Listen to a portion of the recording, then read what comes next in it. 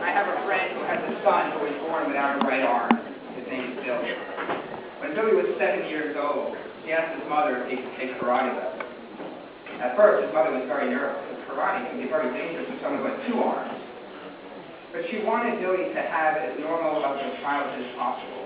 So she said, okay. So she drives Billy to the karate school for his first day, and he meets his sensei. And on the first day, he meets the sensei takes one look at him, and he shows him this move, and he has him practice the move.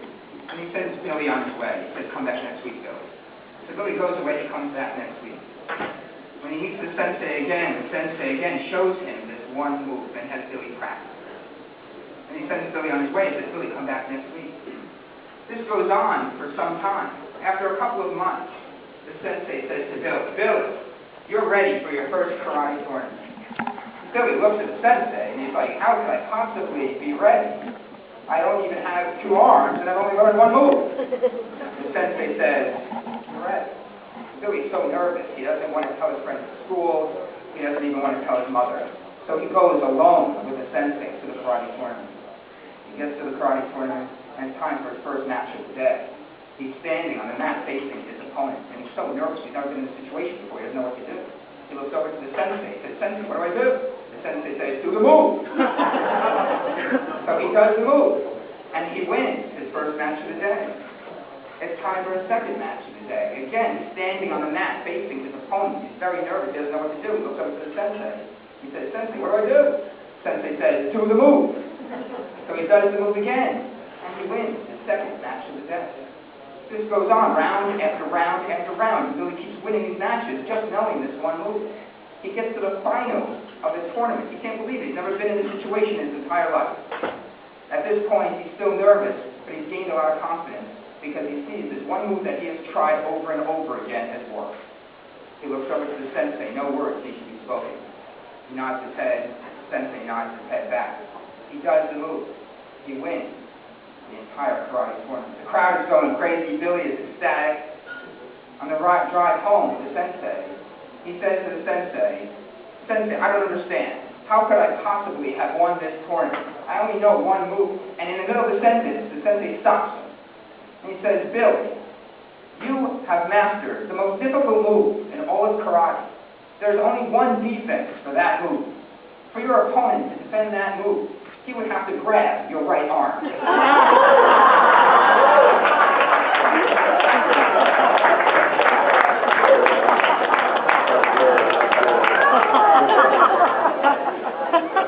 Throughout my career, there have been many people who have shown me the right move, including the scientists who taught me how to think like a scientist, which wasn't so easy for a guy growing up whose strongest subjects were liberal arts and foreign languages. I probably should have become a translator or something more liberal arts. But I was always fascinated with the science of athletic performance and how one person can run faster than another. It still fascinates me to this day. This romantic notion of how we can improve athletic performance through perfecting its physiology has led me to places I never could have dreamed of. A small rural college town in Pennsylvania named State College, the Olympic city of Calgary in Canada, a railroad and limestone town called Bloomington in Indiana, and the high desert of Albuquerque, New Mexico. That was what he said. But it was in Albuquerque, New Mexico that I got to run with the Kenyans. That made that worthwhile. I'd also like to thank my twin brother, who has rightfully thought all these years that he is the smarter one. And my mother, a former tough physical education teacher from the Bronx, who gave me her strength and the courage to pursue my own path. Even though both of my parents left this world way too early, they are with me every day. I know they're with me right now. And I thank them for the many gifts they gave me. I'd also like to thank Catherine Peter Davis, Nikki Anderson for her insight, Sandy Webster for being the best magazine editor in the world,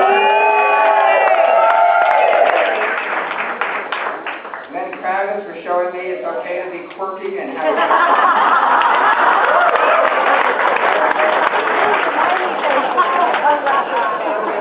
And finally, to the judges of the panel, for this award and the responsibility it represents.